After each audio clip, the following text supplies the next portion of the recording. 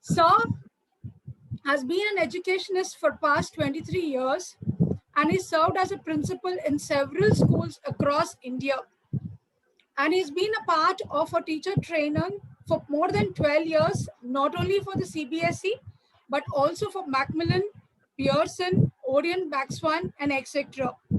He has his clients DPS schools, Mount Litra Z schools, he has Edify schools, and many more schools who are his clients.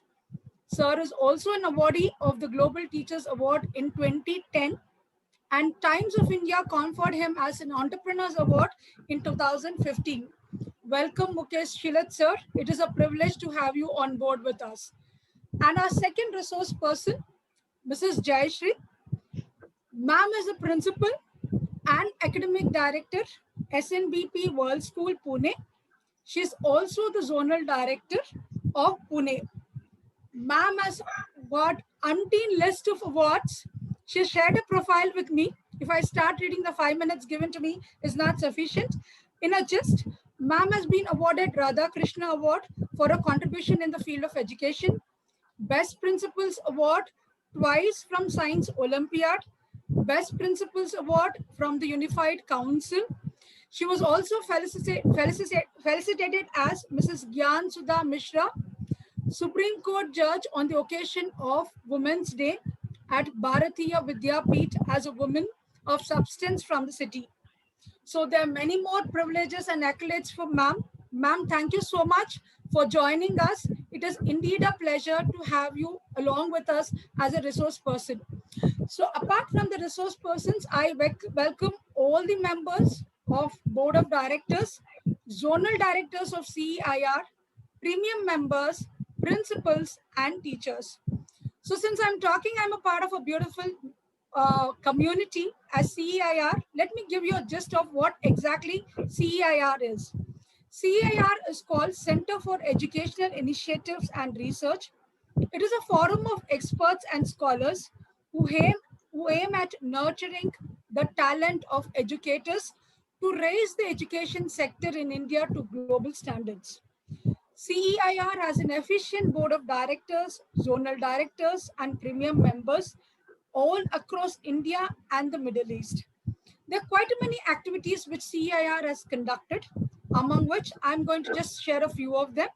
Since 2019, it has conducted 11 principals conclave, 15 interactive sessions with CBSE officials, 59 Saturday webinars, 26 handwriting made easy workshop and career counseling sessions so far, national level NEP quiz, NEP masterclass webinar series. Presently, all of us have joined for the NEP pedagogy series under the leadership of Dr. V. Bindu, the project head. Ma'am, welcome you once again, Bindu ma'am. All CEIR activities are going to be held through the CEIR global app. Hence, we request all our participants to download the app from the Play Store. Through this app, you can watch the program, watch all the uploaded videos of earlier sessions, download the certificates, and etc. Now, behind all this, the backbone is Veda Handwriting Lab. Handwriting is one of the most essential skill which affects students' self-esteem, confidence level, and even marks. I'm sure all of us agree with this. With online classes, teachers are not able to take care of students' handwriting as in a normal classroom.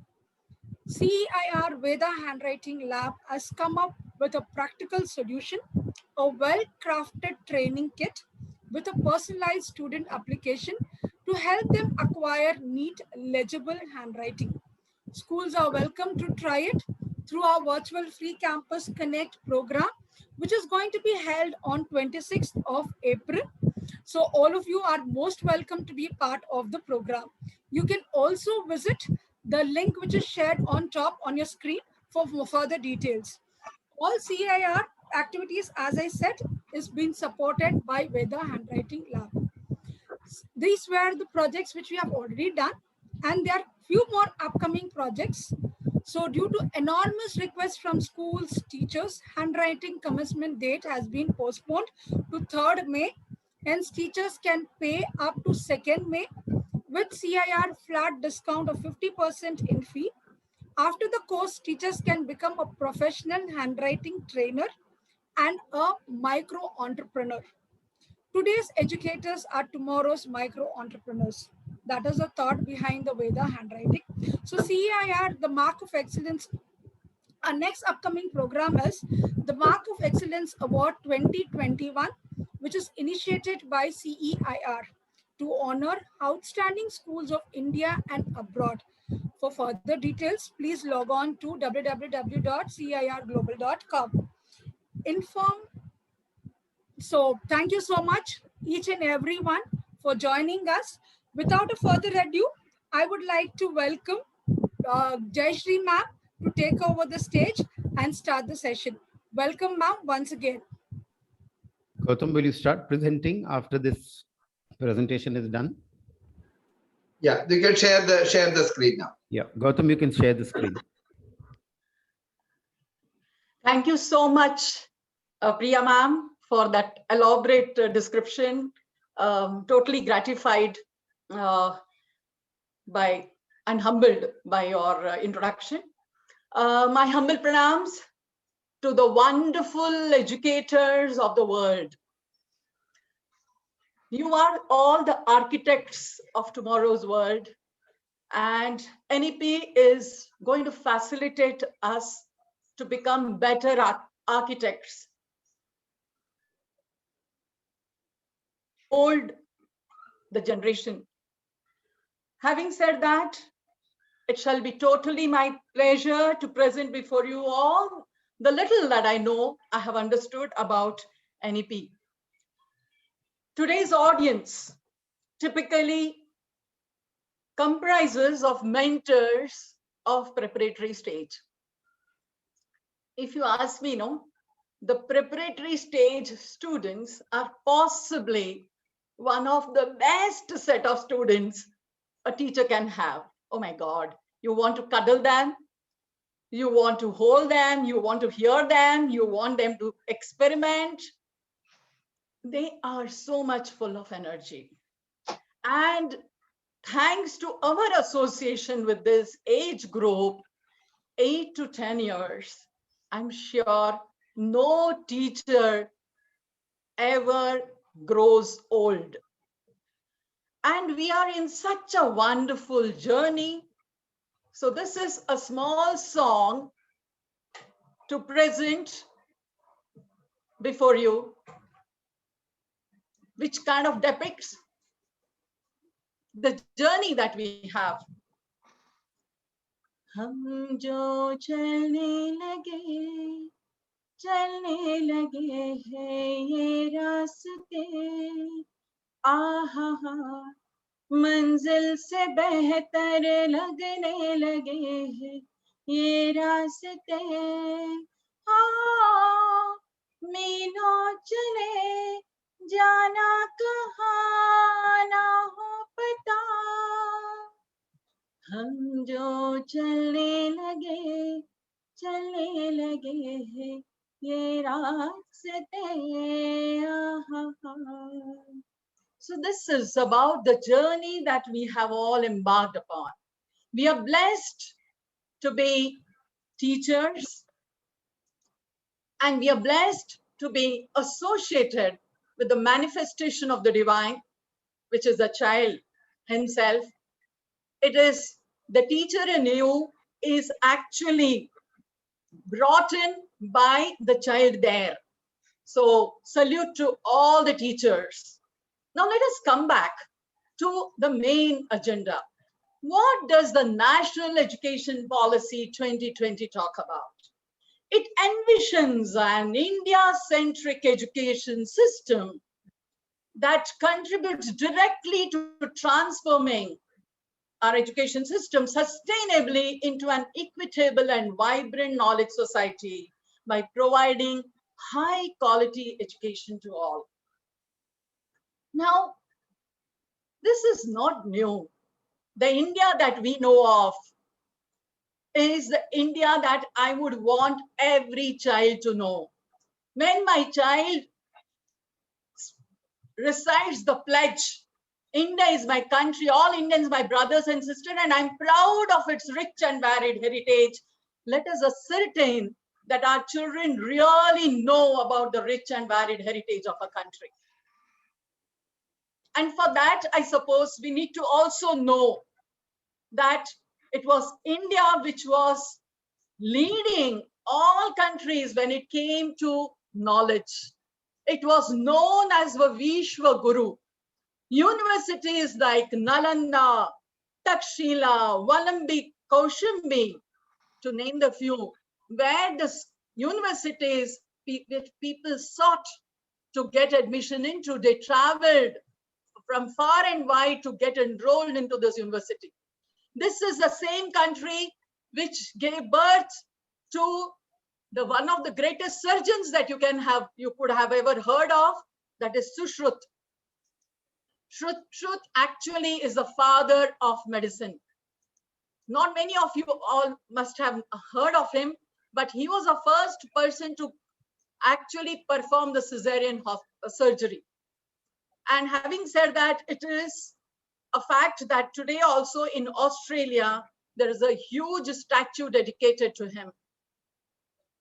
We had Pushpak Viman much before even Wright brothers were born. Right? So I suppose these are only few things that I could actually enumerate when we talk about how India had a glorious past. Do our children also know about it? It's very, very unfortunate that India, when we talk about our system of education, we need not feel bad about it because we've done considerably good. Because the fact remains that the world economy thrives on the best Indian brains. So let us not demean our Indian education system, but it's just that we have lots and lots of scope to improve. And our education system, basically a structure to our education system was possibly given by the British. And so we are having a natural bias towards the British. English remains a medium of instructions. There is no harm in it, because ultimately English is accepted world over as a accepted language. So our children definitely, when they learn English, it's definitely to their advantage. But having said that, education system must develop not only cognitive capacities, but also foundation capacities of literacy and numeracy. Ma'am. And also the higher order cognitive capacities such as critical thinking, problem solving, social, ethical, emotional capacities, and disposition. Typically, when we actually get into grooming our children, education is not about cognitive development. It typically stands on 3 pillars: cognitive, affective, psychomotor. Very, very unfortunate that we restricted our diagnosis and our understanding of our student to cognitive ability. When we talk about our education system, the way it happened, because we've heard only from the most famous tales of all times, the evergreen Mahabharata. When Dronacharya was teaching the Kauravas and Pandavas, he taught them all skills. Right? It was comprehensive in nature, administrative as well as warfare. Everything was taught to everyone. But there are few children who had better skill as compared to others. So that was basically revealing the student's inner potential, which possibly Dronacharya, Drona was the person who introduced the world. So it's a teacher's capability to introduce a student to the world. So I'm sure moving forward, NEP is going to help us all to reach out to our students to the world, because by default, we all know that India being the youngest country of the world with the average age 29 years, we are not going to provide workforce only to our country, but to the whole world. having said that, we have the onus, we have the responsibility to give the best of our talents to the world. Implication of NEP at preparatory stage is what is going to be the focus today. So while I'll be kind of sharing the what's of the NEP, what is our expectation of NEP from all of us as teachers, as educators, Mukesh sir will be sharing on the how aspect of it.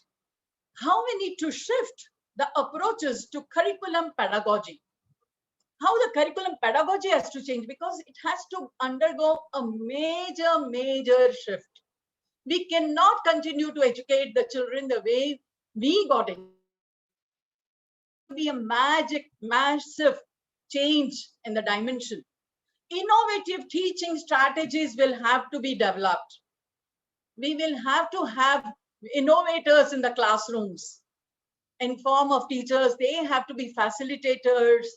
They have to ensure that children interact as much as they interact in the class. It is like it has to be a student-led classroom. Tools for effective virtual lesson delivery. I think very critical here because of late, I think moving forward, we have to possibly start expecting our teaching learning transaction to be on a virtual. This is what is expected. So we need to build reading, writing, speaking skills among children. Physical education, art, languages, science, mathematical skills have to be highlighted.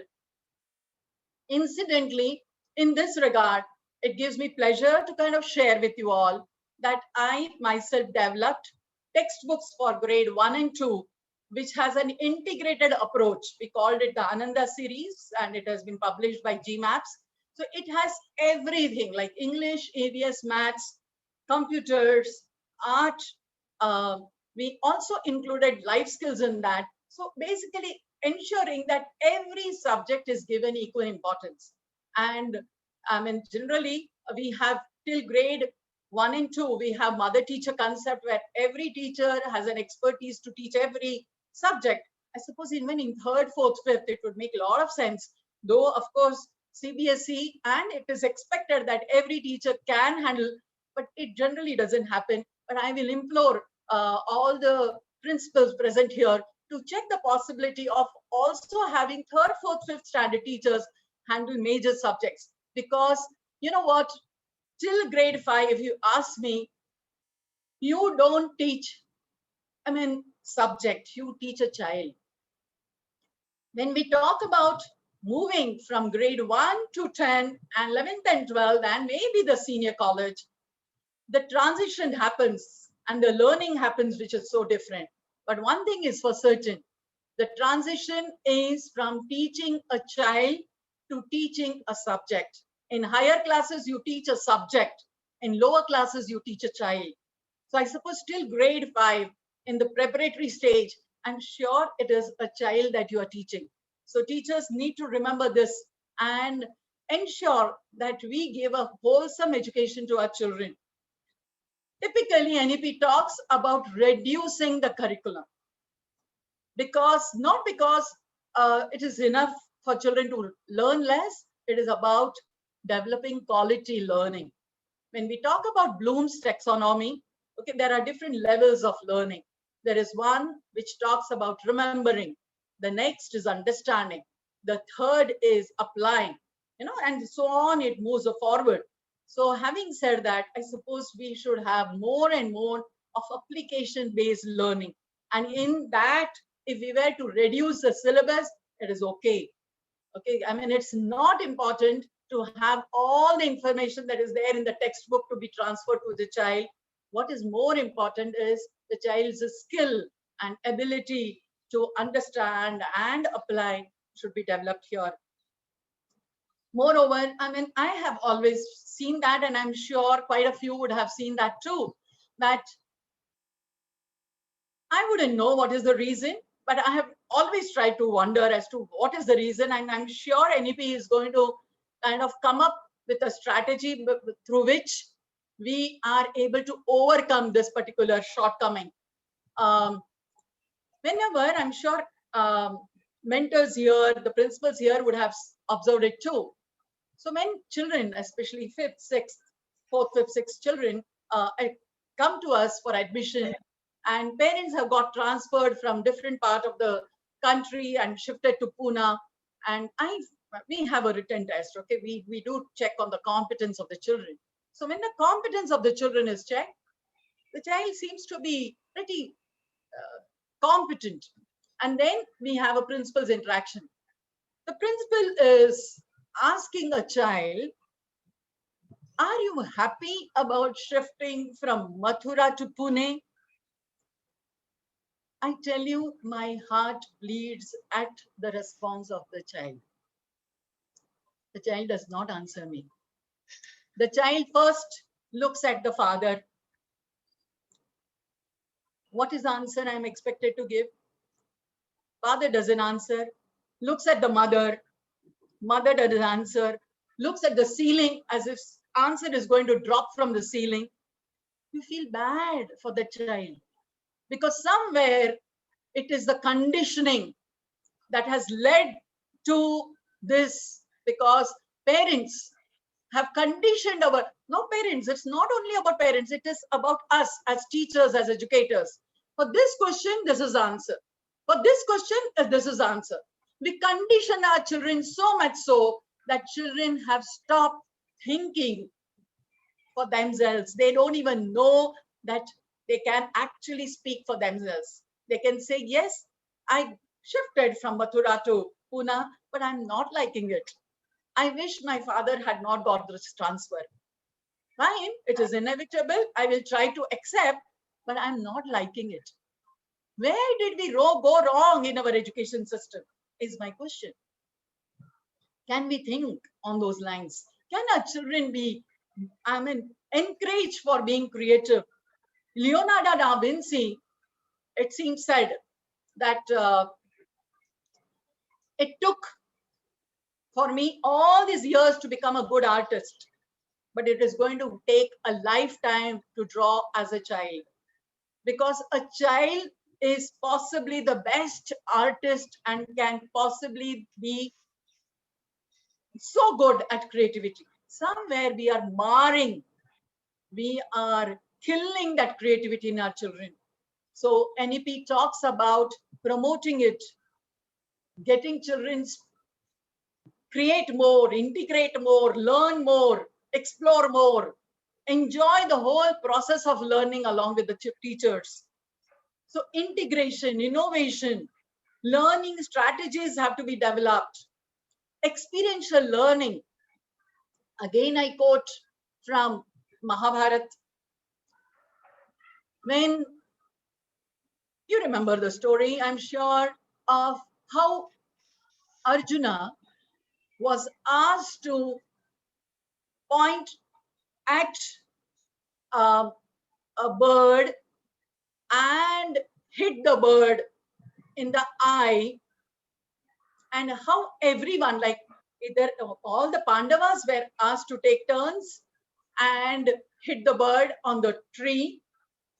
Different students, Pandavas, Kauravas, they all had different responses to it. While somebody said, I can see the whole tree, when he was asked, what do you see? He said, I can see the tree, I can see the branches, I can also see the bushes, I can see the mountains behind it. It was only Arjuna who said, I can just see the bird and the eye. So it was an experiential learning. He experienced it and he realized that this is what, otherwise, had it been today's teacher, we would have said, you should see only the eye and the bird. Only then you will be able to kind of aim properly. That is not what was expected.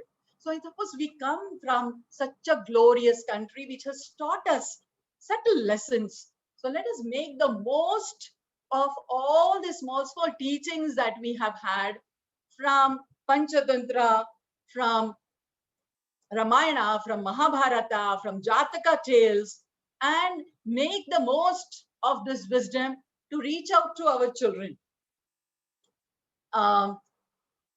Mukesh sir is going to be further adding on on the house of executing it.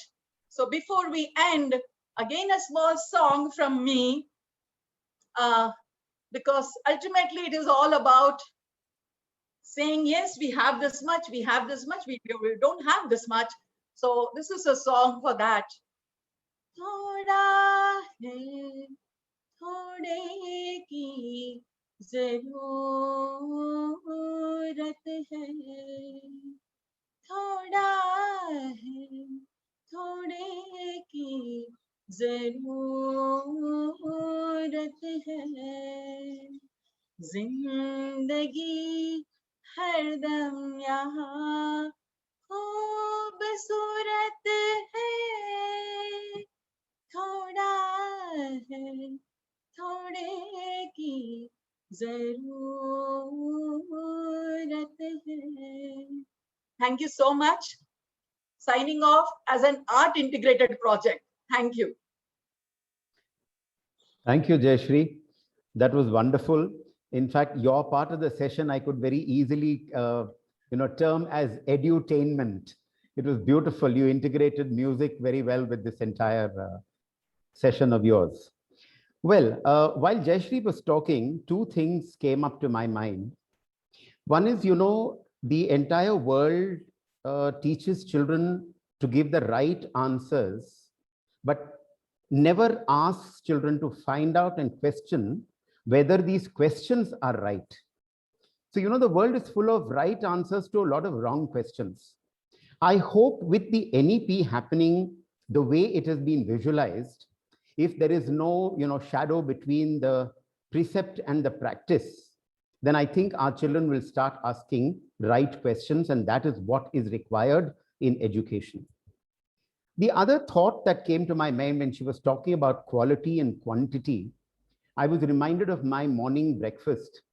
Earlier I used to just have a lot of Amul butter on a slice of bread.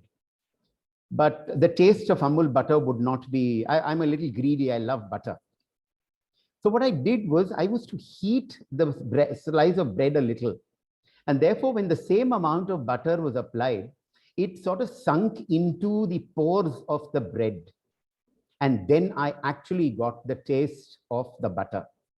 This is exactly what perhaps NEP talks about when it says quality and quantity.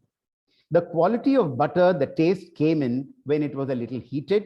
And that's what I think our educational system needed.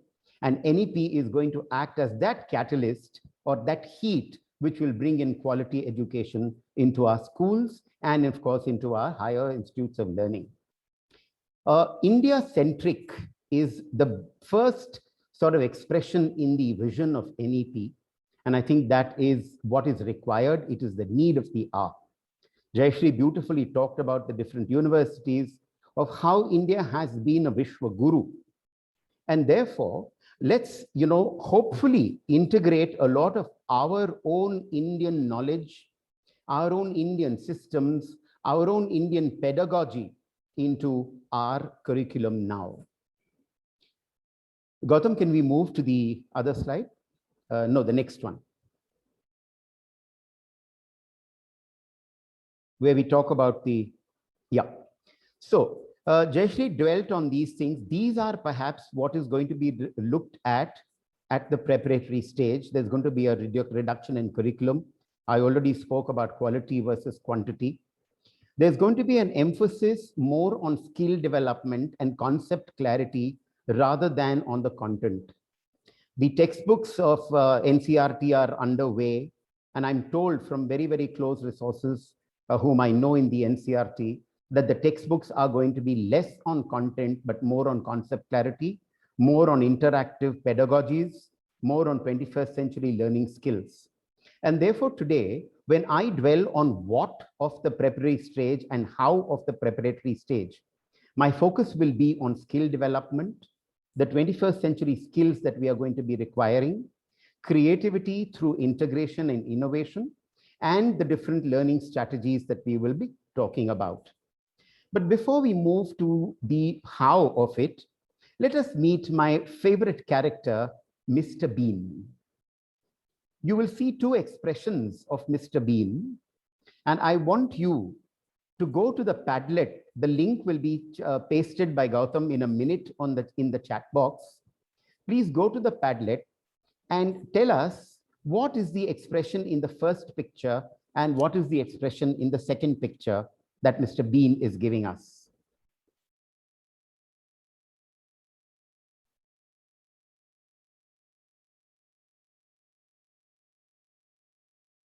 That's the Padlet link. You have it there. Padlet.com at Gautam Mishra 2487/CEIR. Please click on the link from your chat box. You will be taken to the Padlet and you can give your answer there.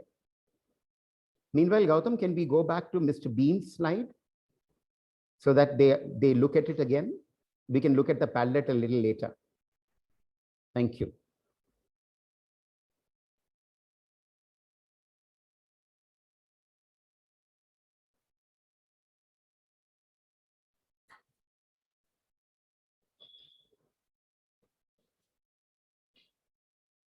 I hope all of you have been able to go to the Padlet link, or at least most of you, if not all.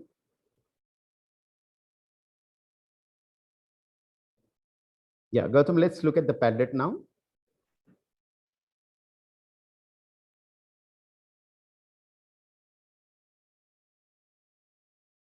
Okay. Somebody says grumpy, somebody says entertaining, confused, happy, disagreeable, confused and unhappy, surprised. What the hell? Oh, wow. Angry, disgust, confused, grumpy again, unhappy in the chat box. I can see from Gigi Abraham. The first one is confused. All right. Thank you, Gautam. Let's get back to the picture. Excited, irritated, and happy. Brilliant. You know, I have been, Mr. Bean is definitely a favorite character of mine. Also, I have used this slide in several of my training sessions. And perhaps the best answer that I have got so far, which I would have loved to give an award to, is this. They said, sir, one of these expressions will be on our face at the end of your presentation. The rasa will either be bhivatsa or adbhuta, as they said. So with that light note, let's move into the what and the how of the pedagogy that we require at the preparatory stage. This beautiful painting from Kerala shows you the image of Ganesha and Veda Vyasa. There's a very interesting anecdote in Mahabharata where when Vyasa, who had all the Mahabharata in his mind, if you read the shlokas, you will understand them on the slide. But for the others, I'll just translate that. So Vyasa wanted it written down. Till then, you know, it was an oral tradition. We all know that Nad was perhaps the Brahma in our education system. But at a later stage, of course, we brought it down into writing. The oral tradition moved into a writing tradition. So with this Mahabharata created in his mind, he wanted Ganesha to write it. So he approached the god of wisdom and said, Ganesha, I want you to write this. Ganesha, god of wisdom, very smart young boy, the first scribe of perhaps the world, as I call him, the first person who wrote the shorthand or, you know, took dictation, turned back to his guru and said, Guruji, I will write as long as you do not stop dictating. The moment you pause, I will stop writing. Guru, to after all, Guru hota hi hai. So the Guru turned around and said, yes, Ganesha, I will do that. But remember one thing, before you write anything down that I dictate, remember that you will need to understand that. And legend has it that when there was a little pause, perhaps that Vyasa would have in his mind, just before that, he would complicate the language in such a way that it took some time for Ganesha to understand and then write it down. Meanwhile, Vyasa would go on to the next. How is this relevant to us and to our educational system? You know, pre-Macaulay times, Jayashree talked about that, how, you know, we had a little, I would say, a bias towards the British. Macaulay wanted certain officers for his country. from India who would perhaps do their bidding. And of course, there is this famous thing about Macaulay talking about, India and its culture in the British Parliament. You might want to read that. I'm not going to go into it. So perhaps pre-Macaulay, our entire educational system was very different. It was perhaps, it had all the incorporated 21st century skills that we are talking about. Rote learning was never, ever a part of Indian curriculum. Yes, the Sanskrit shloks we definitely learnt by rote because there was no written practice at that time. But whatever we memorized, we always understood. And this particular incident from the Mahabharata talks about it. Let's go to the next slide now, where I told you we're going to be talking about how 21st century skills we will be requiring, and how critical thinking, problem solving, and mathematical skills, or mathematical thinking, if I may say, are going to be requiring. How do we inculcate this? Jayashree dwelt on Panchatantra. If you all read the origins of Panchatantra as to why it was written by Vishnu Sharma, the Brahman who comes from perhaps Varanasi, from where I come. He was the Rajguru of the king of Kashi, and he wanted to teach political science to all his royal disciples. The foibles of humanity would perhaps come out very beautifully and in an entertaining way if he brought it through the story of animals. If this is not art integration, if this is not critical thinking, what else is? Do we need to look at the West for critical thinking or art integration? You will see how the India-centric vision is implicitly woven into my presentation. We've all grown up on Arun Govil and that Bhibhatsa-looking Betal, the Vikram Betal, or Singhasan Battisi as we know it in Hindi, are beautiful stories which develop actually critical thinking skills. And it is woven with the right moral. I mean, just to get the load back, he had to, of course, give the right answer, which is what Vikram did. Tenali Raman's stories are again a storehouse of critical thinking, problem solving, and sharp learning, as we call it, and how entertaining they are.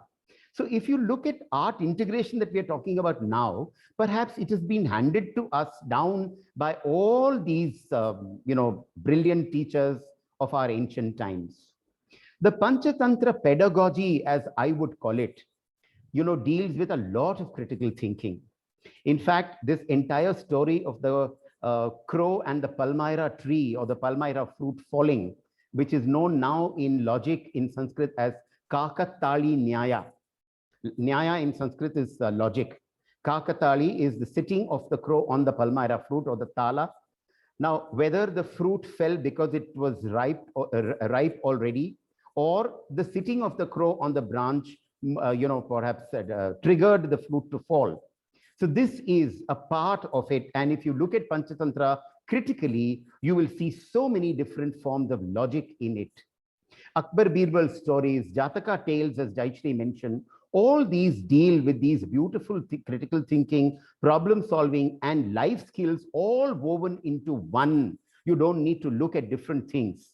So to integrate this into our curriculum, I don't think we need an NCERT textbook. Teachers of this generation, unlike how we were when we started off, you have all these stories on celluloid. All that you need to do is get the right video from YouTube, play it in your class, and get on to critical thinking, problem solving, life skills as you may. This is a beautiful curriculum which is untapped, and I'm sure each one of you in your own creative space will be able to harness this literature and go ahead and make your class very interesting with a lot of fun. And as we had Jayashree's session, edutaining. Gautam, can we move to the next slide? Now, another way of bringing in critical thinking and problem solving is asking why questions or playing the why game. As a child, my daughter, used to ask me a lot of why questions. Why is this? Why is this? Why is this? So I turned it around like a game. And when she said, I don't like milk, I said, why don't you like milk? And it forced her to think. She says, and then she would come up with a very stupid answer, say, oh, because it is white. So why is milk white? And it, went on to some very sinister sort of answers that came out. But out of that came in what I today have been practicing as the why game. So there are two little questions for you people. Read them. And if you feel, you can answer in your chat box. I will read it out for all of you. He was walking in the forest when he came across a lioness. He was very glad on seeing her and walked towards her. What is going on here? How is someone able to walk towards the lioness in the wild instead of running away? Could we have some answers in the chat box, please?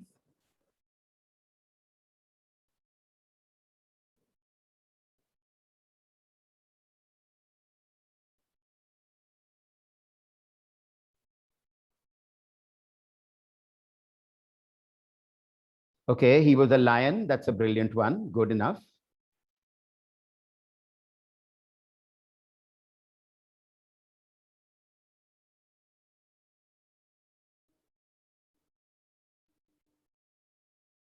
Okay, the lioness is caged. Fine, that also was a nice one.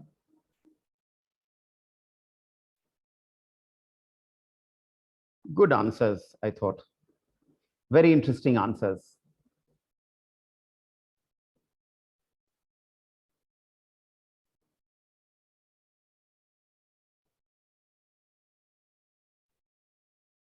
All right. The next one, of course, is also for you. Okay, the lion is injured, so he cannot move. Oh, it's a cub. Brilliant. You see how beautifully you have different answers to a question. And that's what our, Jayashree talked about taxonomy. I think we should have questions which do not have just one answer, but can have multiple answers. The next one, let's go to it. It was pitch dark at midnight and he was alone in the house. He was searching for something in the red room, but he did not switch on the light and continued to search in the darkness till he found it. Why would someone not switch on the light when it is pitch dark? Okay, power cut. That's an obvious answer. Anything imaginary, anything beautiful? Oh, he was a thief. Yes, brilliant. Okay, someone was sleeping, so he didn't want to. Someone is sleeping. Okay, Manpreet says that. Blind, beautiful, wonderful, very nice. He might be a thief. Okay, perhaps he was in the photography room and he didn't want to switch on the light, and maybe in the olden days when photography, yes, that's right. Meenakshi says developing a photograph. Grandfather was sleeping. So there you see there are so many answers, to this particular question. So try making these up for your children in the class. It just takes 5 minutes for you to do that. Every period, if one teacher perhaps is able to do that, within a week, you will realize how children will make up their own questions and test your imagination. God help you. If you are not as imaginative as the children are, then you've had it. Thank you for all the answers. Gautam, can we move to the next? Okay. This is another way how, you can have very interesting problem solving questions. Again, maybe you can give me the answer in the chat box. Picture 1, which will fill up first? 3, someone says, Yogini. Okay. 4 says somebody else. Somebody says 1. Neha Varma says 3. Okay. The chat box is moving so fast, I can't remember the names. All right. I think 4 is an answer. 3 is an answer. Okay. I'm looking for the right answer. Okay. Somebody says 2, 3, 4, all. Oh, no. Okay, perhaps if you try this out, you will see that how 3 and 4 perhaps fill up together. And there's a reason for it, which you will reason out a little later. Now talk about the next picture. I'll just leave it for you. Maybe if some of you have clicked these pictures, then you may. Let's move on because we have to, look at the clock as well. So, okay, another way to do perhaps critical thinking, or again, any of the other skills that we have been talking about, is through pictures. It is said pictures speak 1,000 words. Now look at both the pictures. Let's look at the first one. where the lady is dressing this little girl to go to school. What comes to your mind when you first look at this picture? Maybe you can use it in the chat box. Bina, can we move on from the previous one to the new ones? Okay, 3 and 4. Pushpa Balakrishnan says that. Okay, she knows the importance of education, women education. Education is important. Dreams, teaching girls. Okay, Beti Padhao. Yes, that's perhaps one of our typical, responses. Well, we've had all these kind of responses in class, but the best response came to be, from a third standard child when she said, sir, this is actually the filming of an advertisement for Beti Padhao advertisement by the government. Just see how the imagination of children works. And it was very beautifully pointed out by this girl. Perhaps none of us have noticed. There is a boy sleeping on the lady's shoulder, if you look at it closely. And you see how she's sending off the girl to, so maybe that's something for you to look at. Now look at the next picture. What kind of questions maybe you could give to trigger the imagination? Is the child giving something, or has the soldier already given something to the child? That could be one question. You could lead it by saying, all right, why is the soldier being offered? Let's say, is it a rose or an apple by the child? It could go on. So critical thinking could lead perhaps to creation of a story by the children. And therefore, you can have all your reading, writing, vocabulary exercises, and see how through one picture, you can bring in so many things into the classroom, not necessarily critical thinking, but even develop imagination, creativity, writing, and maybe a very problem-solving question, and say, if you were the two children in that particular picture and you were in a war zone, how would you escape that war zone? Okay, soldier missing his family. Yes, there are so many answers to that. This is brilliant. So you see how pictures again could lead you on to beautiful strategies in the classroom. All it takes is a thought for you to do that, a little bit of research, and lots of imagination, may I say that. Gautam, let's move to the next slide. Another way to look at critical thinking.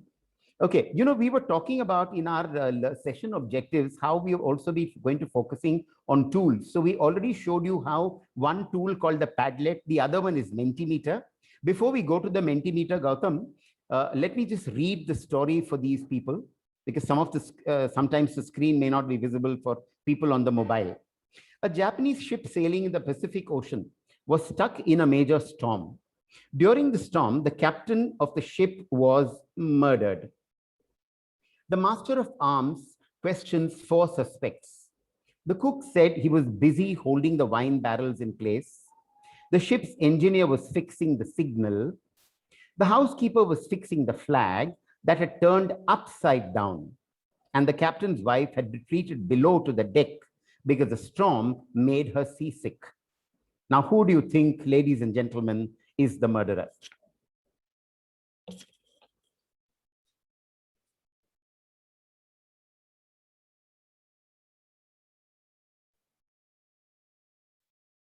I'm waiting for answer. Okay, housekeeper says somebody. Let's wait for cook. Okay. Housekeeper, cook, engineer, wife. Wives, huh? They're always poor things. Housekeeper, cook, wife, housekeeper, all of them, my word. What a conspiracy it must have been. Housekeeper, wife, Vinita, poor wife. Okay, let's see what the answers, the major answers are on the Mentimeter.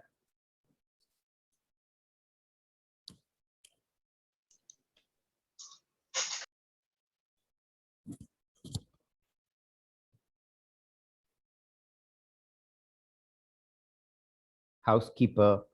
I think a large number are fixing the housekeeper, unfortunately.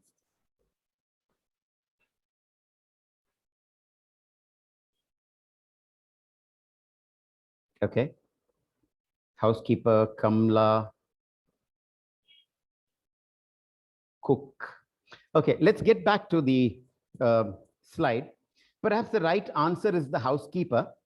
And the Japanese flag is the clue for all of you as to why the housekeeper is. I leave it to you to look up the Japanese flag, read the story again. So create little stories like these in your classroom for, critical thinking, developing critical thinking skills.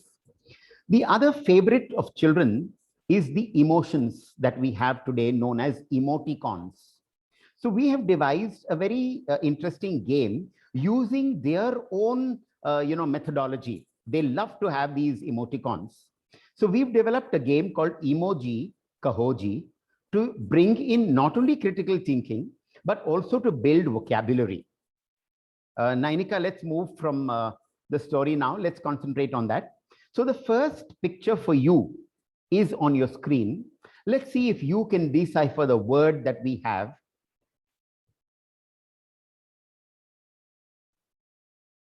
What does that emoticon tell you?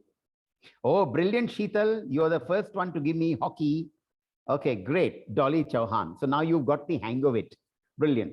Let's move to the next one. This is slightly tricky. You've got a Ferrari and you've got a rum bottle.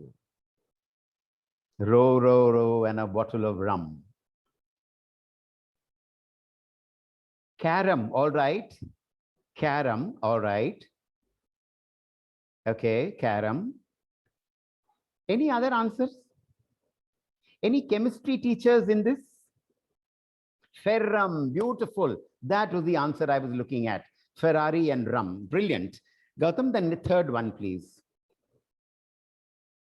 I can see so many of you answering. This is a very easy one. Ferrum, yes, Simran.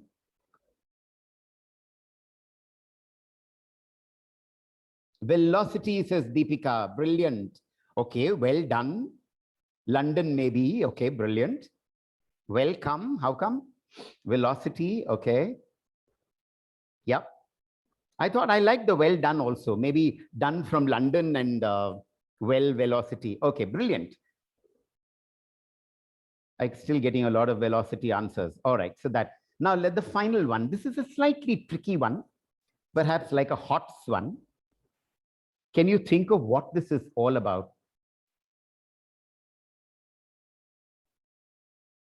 Let me give you a clue. Jayashri will be able to give this to you. Jayashri, you love music.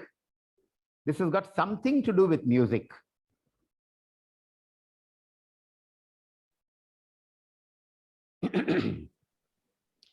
All right. Okay, let me, Jayashri, if you could sing, why should only Jayashri have all the fun? So here goes the song. Suraj hua madhyam, chand jalne laga. That's your emoticon. All right. So you see how you're having fun doing it.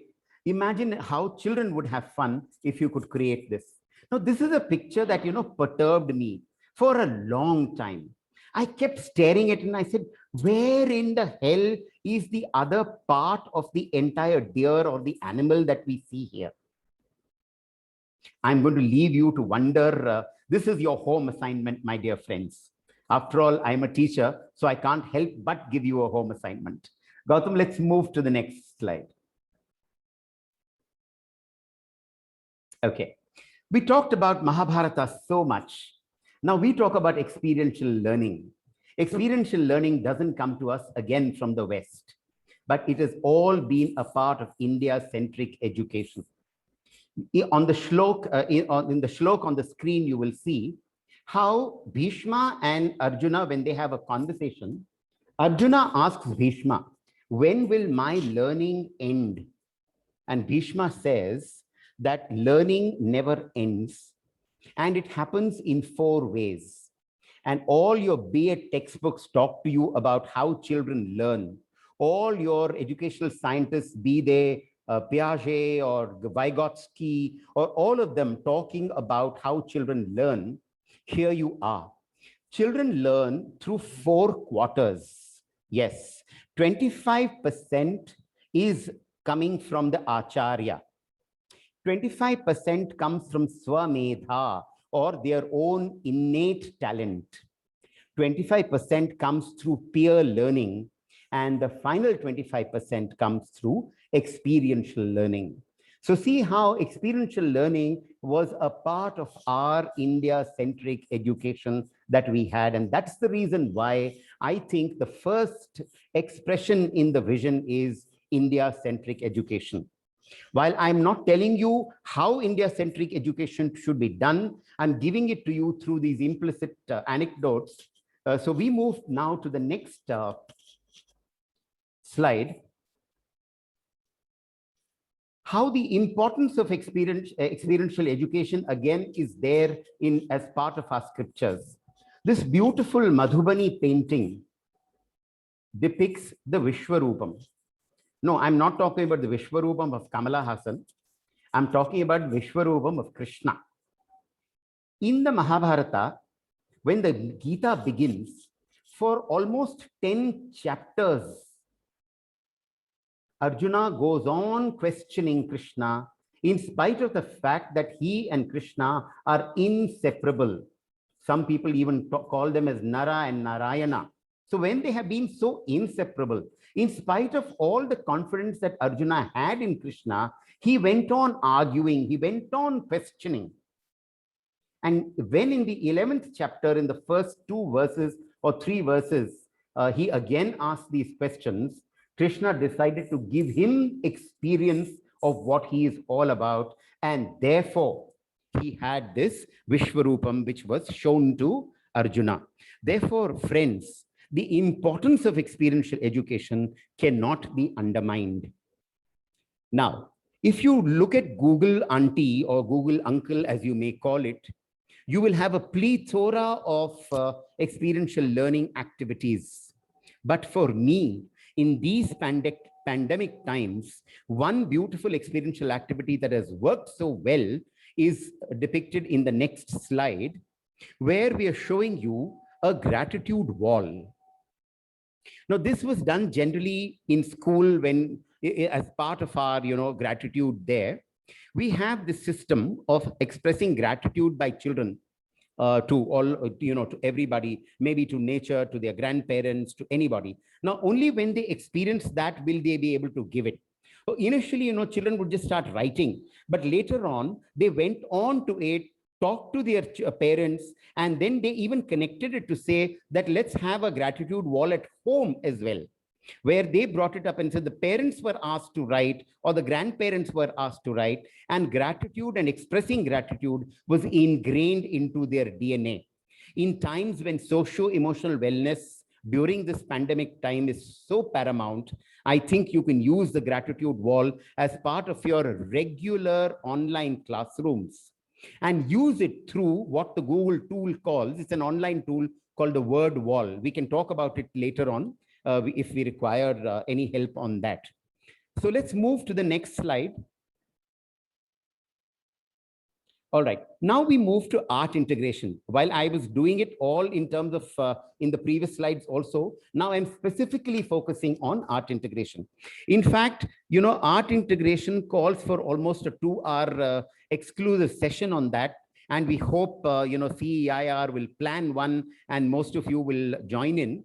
But I will give you one example each of how to have art integration for different subjects. You can use cartoons, paintings, songs, craft, plays, sketches, photography. I have used nail art also to bring in integration of art. Ask me how a little later, we'll talk about it. So here you have a beautiful cartoon from the Times of India. You can use this for English. You can use this for any language. You can use it either for grammar. Gautam, we've lost the slide. Yeah. So you can use it for any prepositions or, on top, hanging, cutting. I don't know. I leave it to your imagination how you can use this cartoon. You can even use it as perhaps a comprehension question, like, a picture composition or a picture comprehension that we could give. Ask children perhaps to name the father and the 3 children. And is the girl who's there, why is he brushing her hair? Is it because she couldn't get a haircut in the lockdown? I mean, I don't know. the possibilities are immense. Again, as I always say, imagination is the only limiting factor. The next slide, you will see how we can integrate tribal art forms. Now look at these three pictures. Can we have the second and third also, Gautam? Yeah, the first one is American tribal art. The second is Maori or from New Zealand. And the third one is Polynesian. Can you see similarities in them? I'm looking for one word, my dear friends. And then I will tell you which subject perhaps you may integrate this very easily with.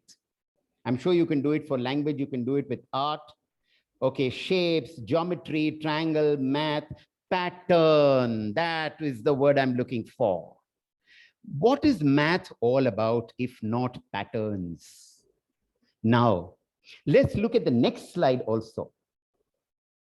You see patterns here. On my right is the Varli form of art, and on the left, we have the Gond tribal art. Now, what perturbed me when I was doing my research, my friends, is the similarities between two different tribes of India, not only India, but the different tribes across the world. And somehow it occurred to me that we all have a very lopsided view of tribal civilization. You know, when we say a tribe, we kind of look at it as a disgust. But see how the native intelligence of the tribes perhaps brought these wonderful art onto their walls. I mean, they didn't even have it in the form of a formal education. And so I wonder whether maths came first or art came first. And then immediately what I remembered was this beautiful quotation that you see on screen, which is attributed to Vivekananda. Education is the manifestation of the perfection already present in man. So I have always believed that knowledge is already there in children. It's like, you know, the earth containing oil or gold or those very, very precious metals that we have. All that the teacher needs is an enhanced technology to bring out the gold or the art from within the child. So as I will ask you to get on children to asking the right questions. And I'm sure your classrooms will be brilliant. Children will have great fun doing it. So much for art integration with math. Now, those of you who are familiar with the sophisticated language of mudras will be able to understand which concept can be taught or which subject can be taught. Palak Narang, we'll come back to you. You raised your hand. Okay, Deepika says sign language, angles, beautiful. Fleming's law, wow, amazing. Expressions, science. Okay, which concept in science may I ask? Okay, Rasa, of course, Sharada, that's true. Physics, okay. Joints, aha, amazing. I'd never thought of that. Okay, the moon phases, all right. Eclipse is something that was so beautifully taught by my dance teacher through these mudras.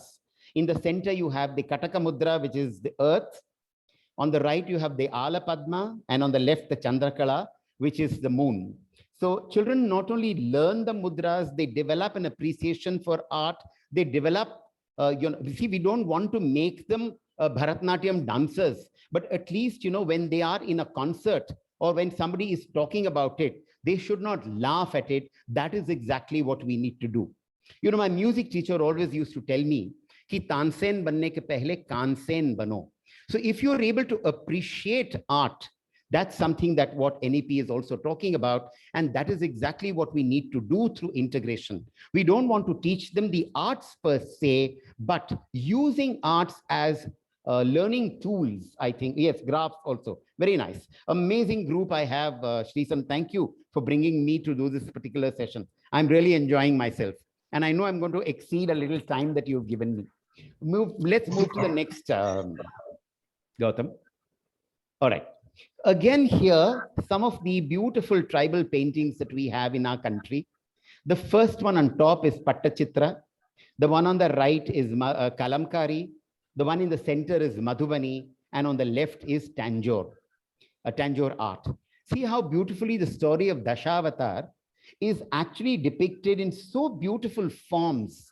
Rustic they may be, or sophisticated as you see in the Tanjore form. Now, what are we talking about? How do we integrate these? Could we do that through a story? Yes, as somebody very rightly said, Shubhangi says, dramatization, we can do that, yes. But for me, ever since I started teaching in 1986, I loved to use the story of Dashavatar to talk about Darwin's theory of evolution. Hold your breath, my friends. Let's look at the next slide. There you are. This is just an internet depiction of, the Vishnu Purana and the Bhagavad Purana and the avatars of, according to the Bhagavad Purana, of course, there are 24 avatars of Vishnu, but 10 are most important. And you see how from the fish to the tortoise, to the boar, to the Narasimha, to the Vamana. I mean, I can go on explaining that, but I leave it to your imagination as to see how beautifully Dashavatar actually depicts the theory of evolution much before Darwin was even conceived, perhaps I thought. Let's move on, Gautam. All right. Now we will talk about learning strategies. We need to bring in a lot of student voices into our classrooms.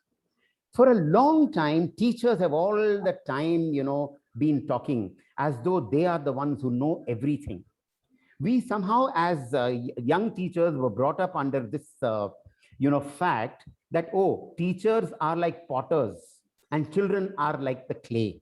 But I don't believe that anymore. I think the imagery needs to change. Teachers are like the gardener in the garden. The school is your garden, and the children are like, the seeds. All that the teacher needs to give is the right amount of manure, the right amount of sunshine, enough of water, perhaps to bring them out into, blossoming into saplings and healthy plants and trees later on, trees that have both roots as well as wings. Now, project-based learning is one 21st century learning strategy if we use all the 21st century learning skills that we're talking about, are embedded in it. But before I talk about project-based learning, I think I should clear the difference between the two. That is, what is a project and what is a project-based learning pedagogy. For this, friends, please focus on the two pictures on the extremes on your screen. One is on top and one is in the bottom. There is this very mouth-watering ice cream picture that you have, and another taste bud tingling sadhya or a complete meal that we have in the bottom portion. The project is like the ice cream, where, at the end of a meal, you eat the ice cream or the dessert. So the project is like that. After a particular concept or a unit that is taught, what you give children to research is like a project. Don't confuse that as project-based learning. Project-based learning is more like a complete meal where you have all the subjects or as many subjects as possible. Of course, when you do a project-based learning, again, we could do another session completely on project-based learning because it's a beautiful system. It's not very easy to get into project-based learning, as I'll tell you why. Now, there are different phases of project-based learning or different features. And what are they? The project-based learning is actually finding a solution or asking children to find a solution to a real life problem of the world, which is termed as big question in PBL parlance. You can see the big question mark that I have. Keep that in your mind. So all that we need to do is have a big question first. Based on the big question, you will need to have driving questions. The driving questions could be small, 4, 5, 6, or even 2 or 3, depending on the size and the magnitude of your project. Develop these driving questions, give a timeline for the children, make groups, of course, of the children for doing the project-based learning. And before you develop the big question, the driving questions, and give the project away, as teachers, you will need to map the subject outcomes to the project. The subject outcomes are there given to us by the NCERT. Until the new ones come in, please use or refer to the old ones. And how do we assess the project-based learning or learning of the children through this pedagogy? We call it a culminating activity. Now, normally a culminating activity is presented before a public, before a group of people. For instance, if I am going to take a project or give a project-based learning to children to say that find out how you can save energy in your colony, then once they have all that, suppose they find a solution and say, all right, we will go solar. So they will present their research to perhaps the RWA of that particular society, the Resident Welfare Association. And through that culminating activity, they're not only showing what they have learned, but they are trying to convince the people, and therefore their communication skills enhance tremendously. So project-based learning, I've taken a very simple example for you. We did this in class 3 last year. It was done online. Believe me, it's easy to do online also, because a lot of research can happen through groups. After the chapter in EVS on food, this was the project idea and the project-based learning idea. I can share with you at a later stage what were the driving questions, and of course how we had mapped the outcomes. Maybe if we have another session, we can do that. Till then, you can just use your own research. I'm sure you'll find something else. You'll use your own ingenuity and creativity. I'm sure you are all very, very dedicated and disciplined teachers, and I'm sure you're going to get into this project-based learning head on from henceforth. Gautam, do we have time, Srisan, to move on, or should we stop? Because I have a beautiful video. So you can take 3 more minutes, no problem. No, this video will be about 5 to 7 minutes. Then shall we share to the group, sir, then? Because this all our numbers are there in the group, sir. I understand, but if you can just give me a little more, extend the time a little more, because this video is beautiful. It talks of so many learning strategies. You try to play, sir. You try to play. Okay. Let us see if it is working well. We will do that. No problem. Yes, it will work. Okay. Thank you, Gautam. Thank you, Srisan. No, that's Algeria. Look. Bulgaria. No, that's Bolivia. No. Yes, Mexico.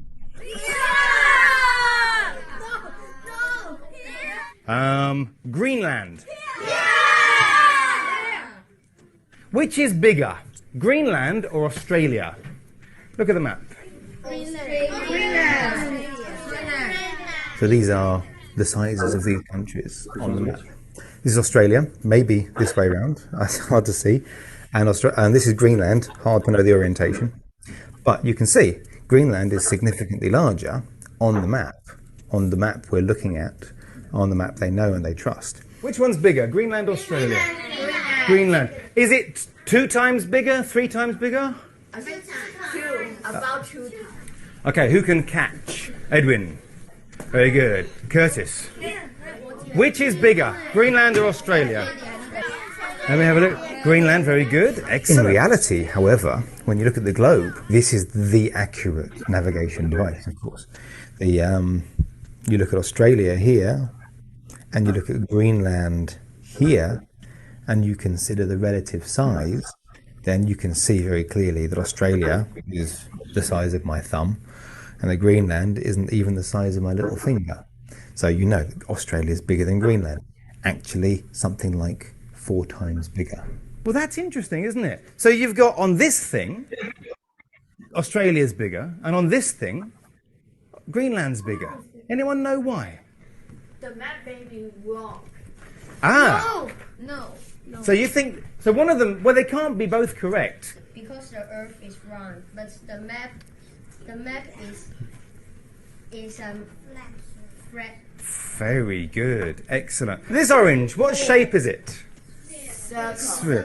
So if I think this is like the Earth, if I want to make a map like this, okay, well, let's see if I can do it. I'm just going to take that, okay. How about that? Magic, I think so.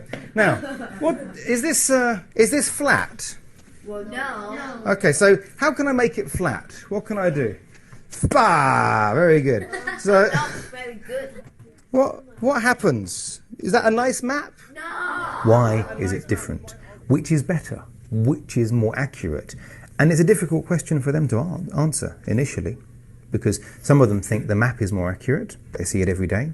It's treated as a fact. It's true as far as they're concerned at school. But they also know that this is the correct shape for the Earth. So, what's true? And it's that which forms the basis of the lesson. So that's a ball. That's round, like this. Let's see what happens. We can make a flat thing. We can make a map. Yes, John? But it will turn different. It will Okay, turn. Gautam, Exactly. I think we're This running map, short is of it time, the same so we as the might other have to, No. unfortunately close the video. This is Gautam, can you stop playing? Yeah, okay, and we'll not have these slides also. Let's get back to our first slide, Gautam. Now, if you completely look at the video, you will realize how many strategies that we were talking about are all rolled into one classroom. I was talking about a student-led classroom where the children lead their learning and the teacher has a very reduced talk time approach. The voice of the children, the choice of the children, you will see differentiated learning strategies in the video.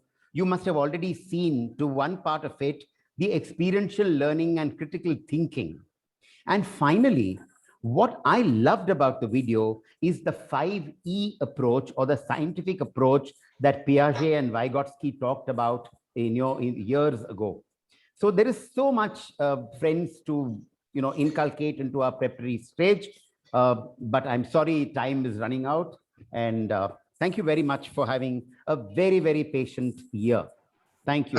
Mukesh sir, 6:30, sorry to interrupt you, sir. 6:30 we will wind up, but again we will extend 30 minutes more. We can replay that video, no problem, sir. I'm done, Susan. My Okay. presentation is done. Thank you very much. Gautam, you can stop sharing. Okay, sir. Participants, kindly note, Thank you so much, Gautam, for your help. we will have the question answer round after the vote of thanks. Now I would like to invite Dr. Suresh Nair, sir, to propose the vote of thanks. Sir, over to you.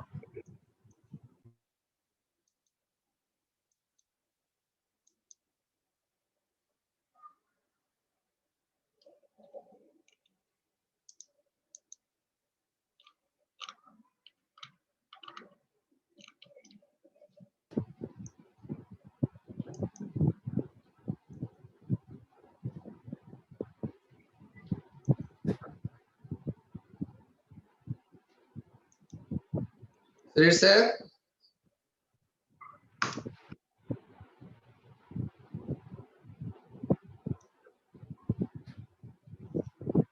Yes, Suresh sir. So you can unmute from your side. Ah, yes. Yes,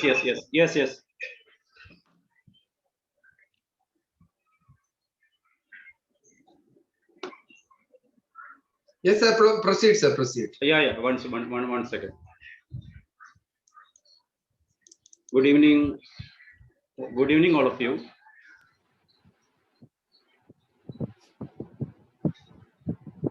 One second.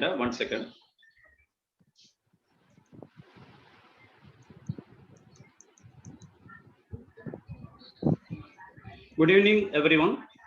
I feel I am honored and fortunate to have the opportunity to extend a vote of thanks today. Really speaking, today has made our day.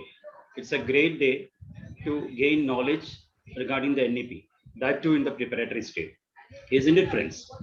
The credit of it goes to today's resource persons, Mrs. Jayashri Venkataraman and Mr. Mukesh Shela. We are rarely get such an opportunity to witness the same.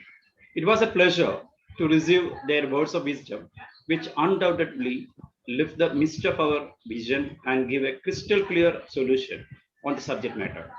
Sir and Madam, I take this opportunity to express my heartfelt thankfulness to you on behalf of CEIR Global. Both resource persons gave an insight into NEP 2020, which envisage India-centric education system to transform which in turn transform our nation. I'm sure that the objectives of today's session has been achieved with regards to the shift in approaches to curriculum and pedagogy, as well as innovative teaching strategies and classroom practices. They have already equipped us to use various tools of effective virtual classroom delivery, which was the need of the hour. Once again, thank you, Mukesh sir and Jayashree madam. I would like to thank Dr. B. Bindu, Project Head, NEP Pedagogy Series, for conceptualization of this series. Next, I would like to thank Mrs. Mary Shantipriya, Principal, Vista School, Hyderabad, and Zonal Director, Hyderabad, for welcome speech. As you all know, an individual cannot make a program to a great success. There will be an array of people behind the scene. Yes, my gratitude goes to the core team, the support team, and the technical team. Intelligence is a seed, understanding is the stem, insight is the branches, and wisdom is the fruit. Yes, I am talking about the founder of CEIR, Dr. Susan Gobinath, for all the support for these webinars doable. Special thanks to Veda Handwriting Lab for its unstinted support to CEIR. Last but not the least, you great listeners who are our moral strength and support. Without your cooperation, achieving success is an impossible task. So a big thank you to all the members of the board of directors, zonal directors, premium members, principals, teachers who have attended this session today. I would like to make certain announcement. First of all, e-certificate will be sent to you through your email within 5 days, or it may be downloaded from CEIR Global App. Tomorrow, 24th April, we have our Saturday webinar series by Dr. Tushar Guha, a renowned psychologist, on projection and reality of educators' life and profession. I would request all of you to download CEIR Global App, as all the Saturday webinars will be conducted through our app. It's very simple to use it. As Madam Shantipriya said in her welcome speech, you can do many things using the app. Last webinar on pedagogy series, part 4, or the stage of middle school, that is grade 6 to 8, will be on Friday, 30th April 2021 at 5 p.m. Request all the schools to visit vedahandwritingkit.com, Campus Connect, and try Veda Handwriting Kit. Please note that there will be a free session on be a professional handwriting trainer and earn a regular income on Monday, 26th April, 4 p.m. Requesting all of you to experience this wonderful session. Thank you. Over to you, sir. Yeah. Hello. Yeah, sir.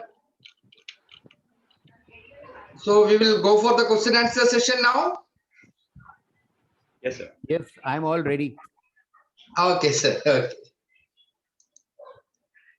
Participants, you can share the questions on the chat box. Our resource persons will answer. They will be answering it.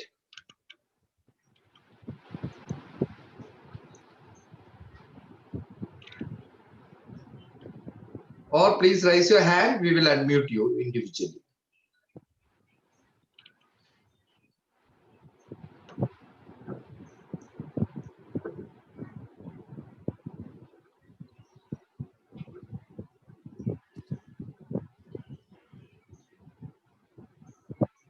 Sreesan, Yes, sir. normally in my class, after I finish my teaching, Okay. I always ask for questions. And when there are no questions, I have Okay. this comment for my audience. Yeah. Either it is all clear or not clear. Okay. Okay. Now, this is actually officially 6:30. The function is over, but we are extending another 30 minutes more so that you can ask any questions and our people will cover up. So this is an option. Okay, For those who want to, they can stay back. Rajeshwari says all clear. All right. I love that. All clear. Rajeshwari.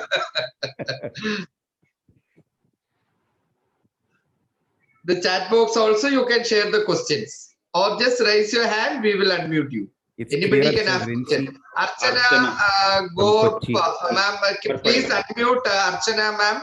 Archana Gorpa. Please unmute her. I could only see the, I couldn't see the full this thing. Sorry, ma'am. Please unmute Archana, ma'am. Urmila Patel has also raised hand. Urmil Patel, sorry. Yeah, good evening, sir. Yeah. Yes, Sir, sir. I don't have any question, but I really want to thank sir and ma'am. That sir, really you made us feel proud that our ancient learning part means our Nalanda University, Takshashila University. Now we are trying to bring in the current education system, right? And you both have explained very nicely, and we get very much motivated that yes, our ancient education system was wonderful. Only we need to implement that system with our current education system, and then definitely we can do much better. Thank you, sir and ma'am both, and Good thank you evening, CEIR also. Thank you, sir. Archana, ma'am. Yes, good evening, and thank you so much for this webinar. I just want to take Mukesh sir back. Sir, I was the person that for the CC, I got my first training from you in Pune. अर्चना मला माहिती आहे. Yes. हा, And तुमचा photo बघितला मी आत्ताच. thank you so much, sir. Sir, Thank you, Archana. I was very excited when I got to know you're going to be on this webinar, and I said I must enroll because listening to you is so much of learning, especially when you showed the Panchatantra and all connective, you know, how you can connect to critical thinking, problem solving.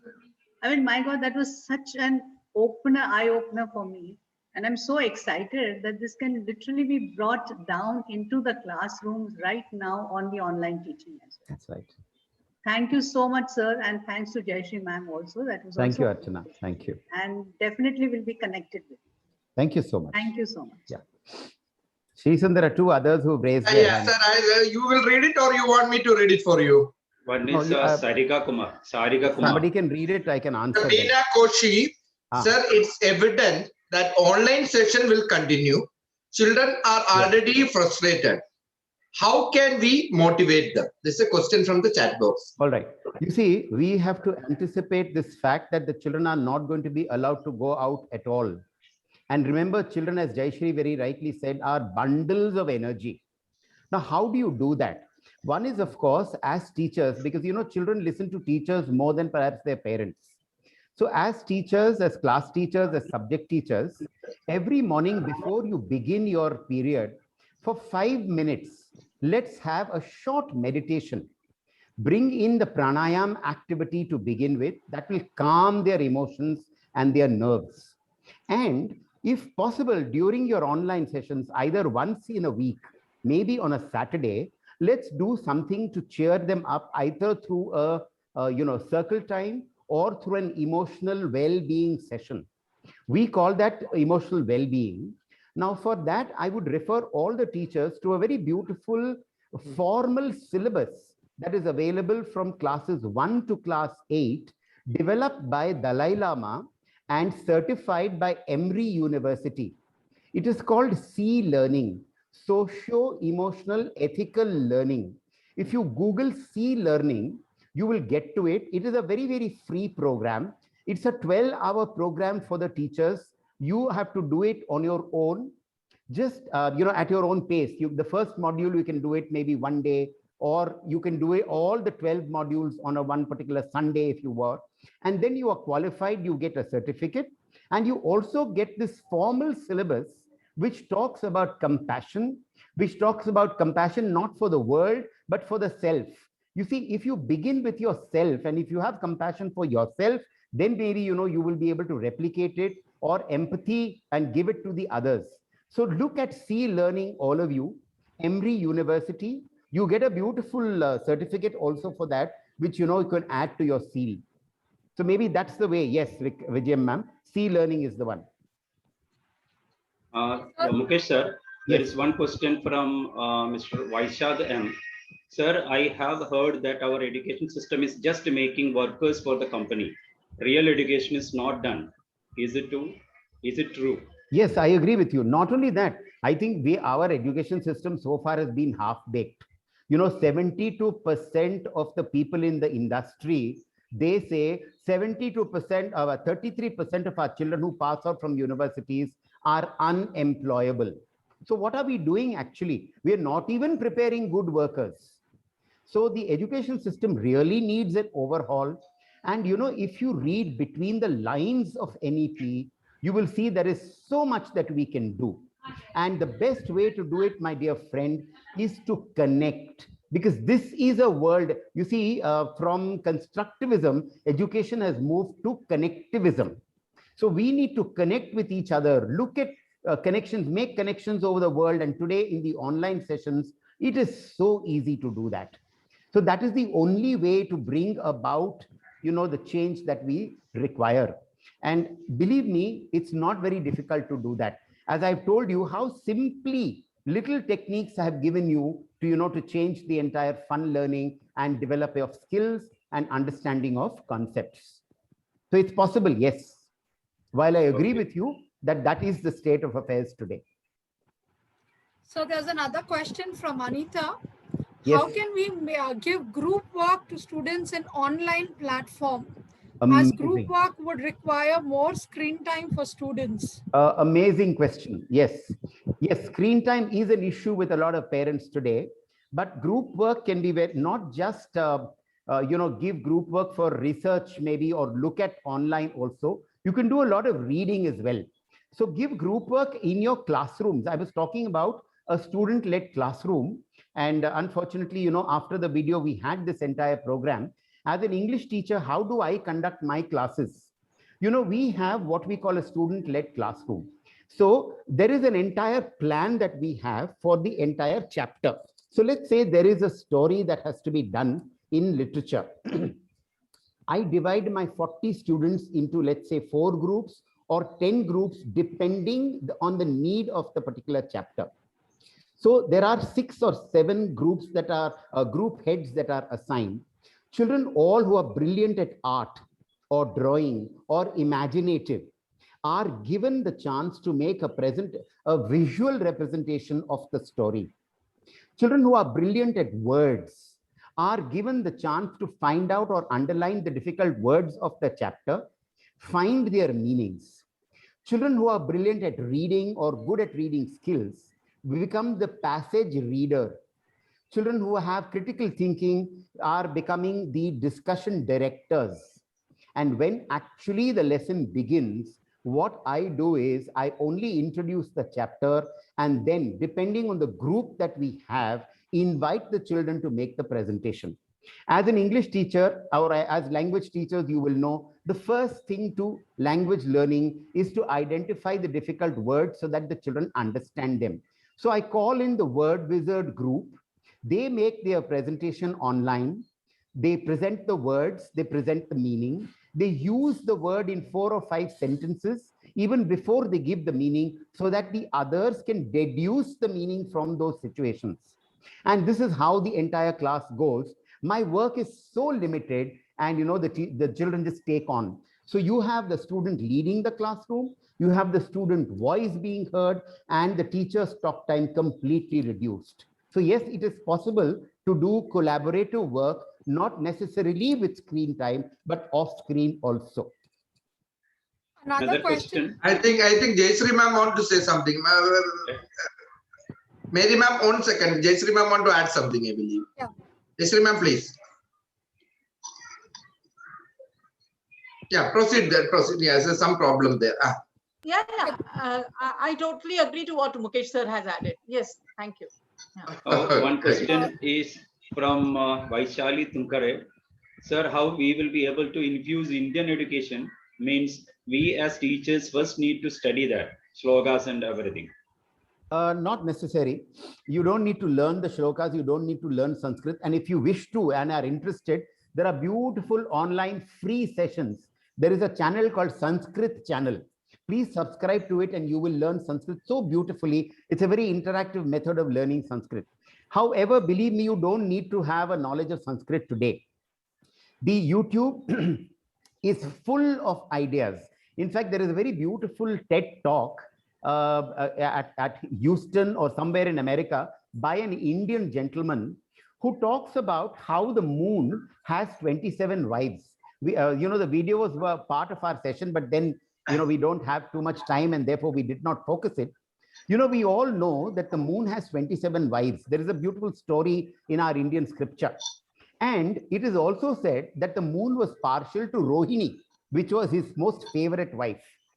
If you go and Google the moon and 27 wives, you will hear a beautiful scientific explanation about why the story is there.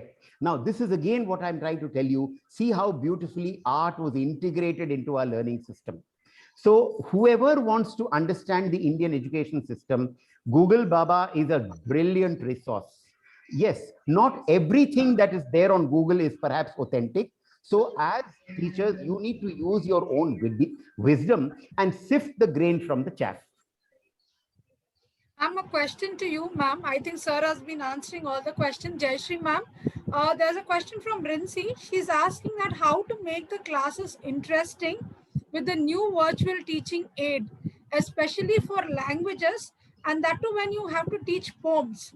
So she's asking if we can share any new methods or techniques to make the online teaching interesting.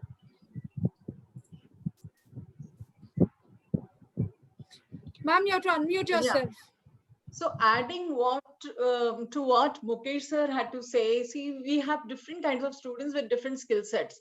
And now in the virtual learning platform, I suppose the skills of different children are better understood as compared to real time. I mean, this is precisely what my teachers had to tell me, that we now know the skill sets of the children better because they are closely connected to us. So considering that, I suppose segregation of the students can actually happen very beautifully. We could have some children who can be assigned, like some students could be assigned to read the poem, and there could be some students who could be told to kind of decipher the poem in their own ways and to kind of discuss it internally and then get back to us as to, is this what it means? So possibly there could be some elements which could be brought in, which was not even thought of by the mentor then, because then actually you possibly start learning as to how a child could think of that poem in a different light. So I think it could be actually done in a very, very interesting manner, and the child gets away thinking, wow, I know better, or I could think of something different from what the teacher had intended. And it's nice to put in your arms and say, hello, I think you thought of it a little differently than what I had thought of. So I think it could definitely be done. And with the kind of ease that children have on the virtual platform, I'm sure it could be done. Mary One Priya, more question. Mary Sorry, Priya, sir. may I just add to what Jayashree's Sure, wisdom sir, talks please. about? Okay. A poem in the virtual platform is the easiest to teach. What teachers or language teachers, make a mistake is they try and get the children to understand the poem. Remember, the leitmotif in a poem is emotion and not logic. All right. So if you're able to get the children to experience the poem, that's the best way to do it. A lot of English poems today are recorded and are available, even in the British accent, if there are literature poems from the English world. Even from the Indian poems, they are available. If you are good at recitation, maybe just record it, add sound effects. For instance, in class 11 or 12, I'm not too sure, there is a poem called Rain, the sound of rain. Now, when I was teaching that, it's like a conversation between earth and rain. So what I did when I was teaching from home, I became the voice of the rain, and my daughter became the voice of earth. And together we recorded this in the form of a dialogue, added a lot of sound effects of rain, of water flowing, and it talks about the water cycle also. So we integrated science into that. So this is how you could teach it through the online platform. The best way to teach any poem, dear friends, is to tune it to music. Because kavita or sangeet ka samanvay jab hoga, to ye sabse behtareen cheez hogi aapke classroom mein. The best way to do it again is give it to the children, as Jayashree said. Why don't you come up with different tunes? and play that in the classroom. And then you can very easily send appreciation e-badges to the children. So the instant gratification, which is what this generation is, all about, is also taken care of. These are some ideas in which you can teach poetry in the online session. Thank you so much, Sir. sir. Ma'am, Sir, again, a okay. question to you from Ashwati. Is in online sessions, children are lacking social interaction and friendly bonding. How can we inculcate the same in them through online session? Ma'am, please unmute, ma'am, please. Yeah. I think again, Mukesh sir had mentioned about the circle time. A circle time is a very good time to have that kind of a social engagement. Checking with children, asking them, if we find that our 40 number group is too big a group, then possibly what we can do is have 10 children every day, get them together and speak about anything under the sky. So, as to what was the lunch today, or how did you celebrate the birthday, or how do you kind of engage yourself after the school and things like that. So I'm sure children actually come out and feel better connected. In fact, we even, I suppose last year, what did we do is during the annual concert, we also had annual concerts. I'm sure quite a few schools would have done it.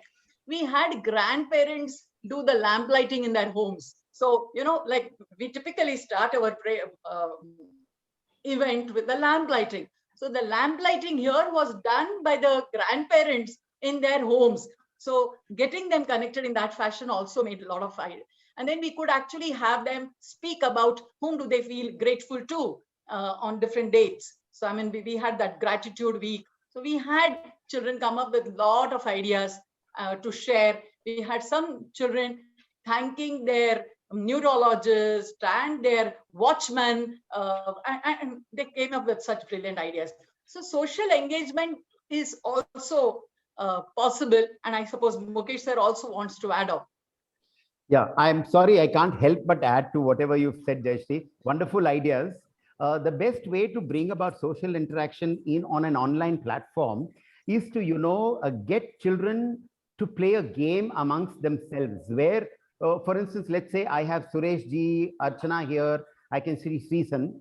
Suppose I have a game where, like the why game that I talked about.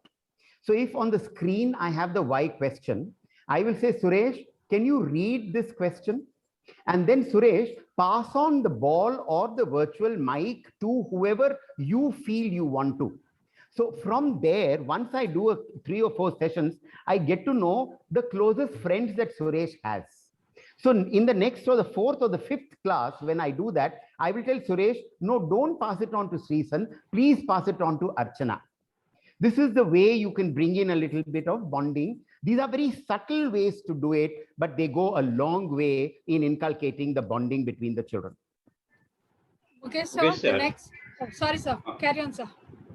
Now, this one question, please give ideas how we can have student-led classroom in math. Similar question is there. The same. Similar question is there from Smita Purohit, that was asked by Pooja Bhargava, and this is from Smita Purohit. Sir, please give some tips to teach mathematics. Okay, teaching mathematics is great fun. We can do a session on that. But somebody very rightly said, how do you do a student-led classroom in mathematics? Now, unlike the session that I talked about in English, what we could do is, now when you see, my class 12 and 11 class English, Gautam is there as a witness here. My teachers in the senior section said, sir, ye student-led classroom, hum kaise karenge? Humko to result aana hai, concept karana hai. So all that I had to tell Sushil Gupta is, when you have a long sum, which you have maybe 6 or 7 steps to get to the answer, you call out the names of the children and say, all right, I have solved one model for you. Now the next sum is going to be solved by you. I don't do it at all. And the first, let's say Mary Priya gives the first step. Then you ask Archana and say, Archana, is the first step correct or wrong?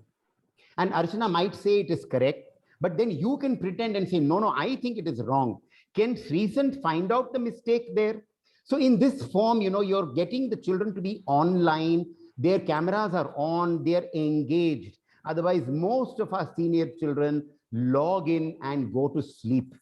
So the way to engage them, so this is also a student-led classroom where the learning is being led. You see, I'm not saying student classroom means that children ही हमको पढ़ाएं. That's not the way. Now, the student-led classroom can happen in the flipped classroom method also. This I used to use as a teacher because, you know, I always was a very lazy teacher. I keep telling my teachers there that my flipped classroom began even as early as 1990 when I started teaching. I would tell the children for revision that instead of me asking you revision questions, I want all of you to make as many questions as you can depending based on the chapter.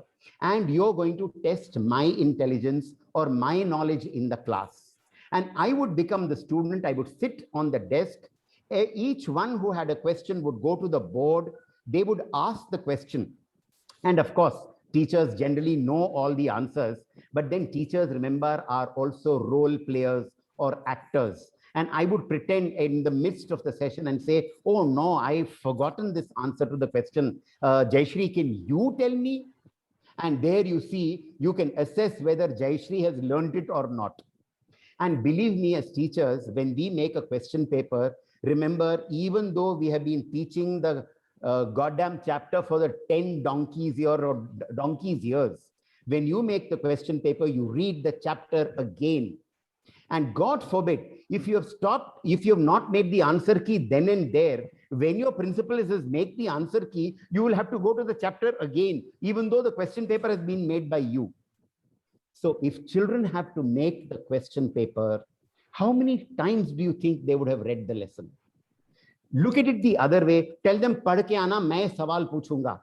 Believe me, how many actually read and come? And do your revision classes actually help? So flipped classroom is a way to have fun learning. Try this out also. And there are several other strategies. Inshallah, we'll do it at some point of time. There's one more beautiful question, sir. Is it Yes, ma'am. possible to inculcate everything in 40 minutes class as teacher needs to cover syllabus on time too? No, don't you ever think you're supermen or superwomen, please. You can't do everything in a classroom, all right? Just as you can't eat everything that is served in the plate. Okay, there are proportions in the plate, no? Suppose pickle is there, you can't eat pickle like you eat roti. So remember, you will have to prioritize what are the requirements. Remember not to forget your learning outcomes and learning objectives. Most teachers, you know, when they plan, they don't do this. That's where the problems come in. So it's very important for the teachers. And today in an online session, unlike in a physical session, it is so easy for departmental meets to happen and for the principal to sit on to this meeting. It is so easy for teachers to be observed by the principal today. Unlike, you know, in a physical classroom, when you have so many issues of administration, today you don't have anything. Nobody coming to your office, nobody is bothering you, no discipline issues, because half the time principals have to, you know, solve discipline issues. You don't have all that. So get into the classrooms of teachers, give them ideas in the departmental meeting, have a brainstorming session, find out what the objectives are and what the outcomes are. Once they are defined, plan and say, all right, this is what we will do. So, you know, in our school, what we've done integration not only of art, but IT, sports, and GK. Believe me, we've done away with the IT textbook and the GK textbook, because I don't believe these two can ever be done through a textbook. GK today is available at the click of a button. Google Auntie will tell you everything about it, more than perhaps what the GK book will. And IT is such a practical subject, and we've got, you know, children kaid kar diya hai into theorizing the entire thing. So let's stop doing that. Let them integrate it. So when you make a culminating activity, say for your project-based learning, children who are good at IT make presentations and they are enhancing their IT skills. That's how IT integration happens. So there are several things that you need to do, but as I very rightly said, you need to prioritize what you have to do. So make a list of things that you love to do and say, all right, 3, 4, and maybe 8, I will do in chapter 1 or, you know, first session of this chapter. and 2, 3, and 6 I will do in the next chapter. So this is how you need to prioritize and do that. One question exclusively for you, sir. Tina is asking you that you've used Mentimeter and other features. So she's asking you to tell about them, how to use them in a classroom session. Okay. Mentimeter is generally used either in the beginning or at the end of the session for your real-time assessment, or you can even give it like a learning test. So all that you need to do is log on, create an account onto Mentimeter, put in your questions if you want to do it as a pre-learning test, put those questions, and when the class starts, put the link and the password to enter your Mentimeter room in your chat box. Children click on that, they go there, and believe me, children are much better than you and I are at using technology. Not just Mentimeter, Padlet is there. In fact, we have a last slide. Gautam, are you there in the session? Yes, sir. Okay, Gautam, Shreesan, with your permission, can we play the last slide, please? Please, sir. Please, sir. Yeah, Kahoot is also there. We have, sir. Please. Yeah. Gautam, the last slide, beta. Okay. These are some of the online tools that you can, think of. We have tried to get you, subject-wise, subject-specific also. So somebody was talking about, I think Archana was asking again and again, give tips to make maths interesting. You see, these are some beautiful tools that you have: the Jamboard, GDocs, Desmos, Wakelet, Book Widget, Socrative, quizzes.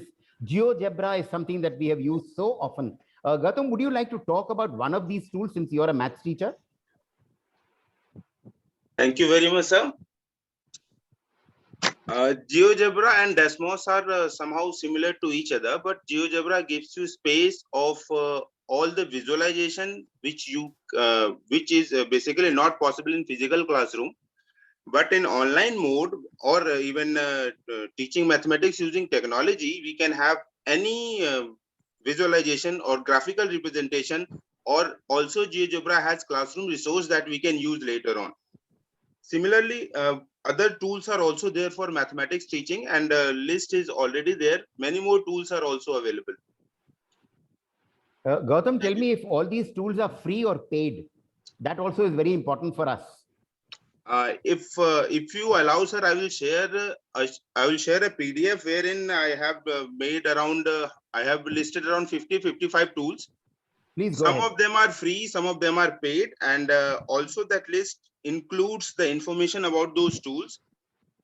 So participants can then go through that sheet, and later on they will either to get the tutorials from the YouTube, or they can self-learn, or they can have training about that.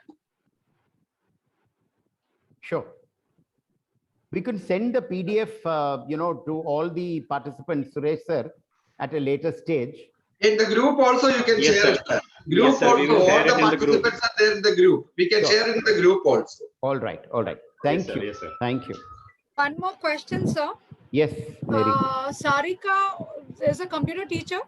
Hmm. She says that children enjoy doing activities in computer, but there are still some students who don't have computer at home. What type of projects can we give them? Okay. Well, if they don't have, computers there, get them perhaps to do a little bit of research through mobile. So that aspect of, they're not left out because they don't have the computer skills. I think with that, we are done with most of the questions. People are asking you to share your video also in the WhatsApp group, sir. So I think anything else? Srishan sir? Yeah, I would like Questions are over. Jayashree ma'am, in our, in a casual discussion about the present situation, she had, made a beautiful, ma'am, please, you can share that, Jayashree ma'am. The service sector. Yeah, please, ma'am, please. This is very encouraging statement for all educators. Yeah, actually, what was being discussed more often than not is whether school education system could be considered as a service segment. Okay, so I suppose this time is the time when we have actually proved to be different from a ordinary service segment, right? Check any service segment. none of them are able to thrive. Very true. Not thrive, not even exist. You know, I Hotel think industry is gone. Hotel industry, tourism gone. so I suppose we have been able to prove our merit and distinct ourselves, and survive despite all the challenges. So kudos to all of us as educators. And we have been able to prove ourselves as one of the most significant industry that one can think about. So I suppose we need to pat our backs and we have to say that, yes, we have been able to survive despite all odds.